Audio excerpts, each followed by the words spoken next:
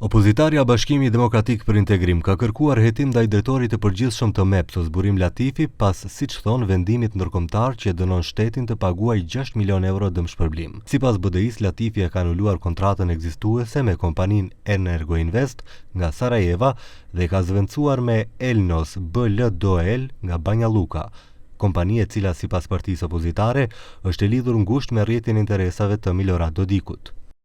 BDI konstaton se Burim Latifi ka marrë vendime që kanë dëmtuar drejt për drejt interesin publik dhe kanë futur një kompani të lidhur me Dodikun në infrastrukturën kritike energjetike të një shteti antar të NATO-s.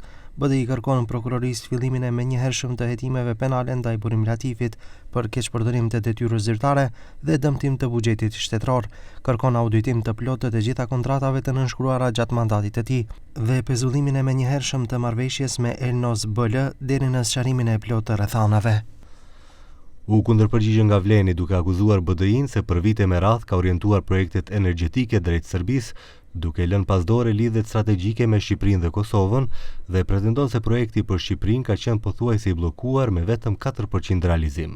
Sipas tyre, kontrata ka pasur probleme serioze si kërkesa shtesë financiare, braktisje të kantierit dhe humbje për shtetin, ndërsa ndërprerja e saj është bërë mbi bazë institucionale dhe analize profesionale.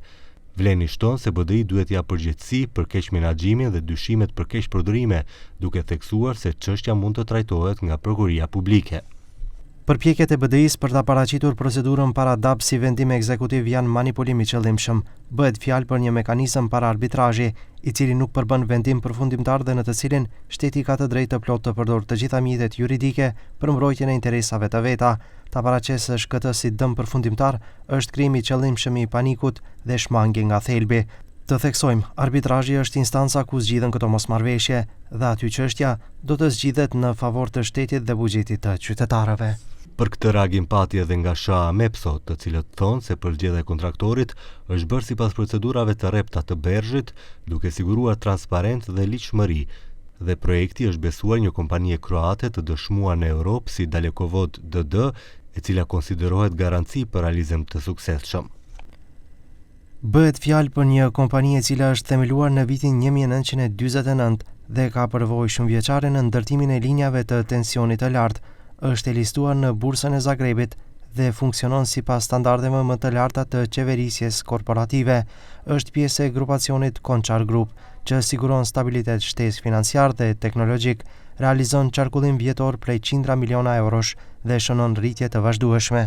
Më tej, në reagimin e MEPSO-s theksohet se kompania e përgjedhur ka realizuar projekte në më shumë se 80 shtete dhe se Dalekovod bashkëpunon me operatorët kryesorë europian dhe botror të sistemeve të transmetimit dhe se ka një rrjet të zhvilluar në kontraktorësh dhe partnerësh nga disa shtete.